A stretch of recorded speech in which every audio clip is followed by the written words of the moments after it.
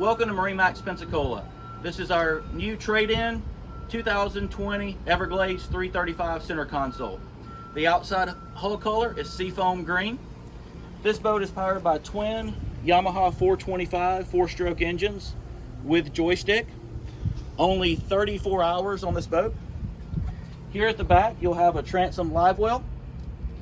You'll have a dive door here on the port side. As we make our way through behind the helm, a freshwater washing station with cutting boards, storage compartment. Up here on the hardtop, you'll have the JL audio speakers, the LED spreader lights, and access up to the top. Make your way to the helm station, you'll have 3 poppinette chairs. This is going to have the dual Garmin electronics package, digital Yamaha screen, Yamaha joystick with set point, trim tabs, also a windshield that goes up and down. Underneath, you've got JL audio speakers, you've got your Garmin autopilot, your Fusion stereo, and of course your SeaKeeper.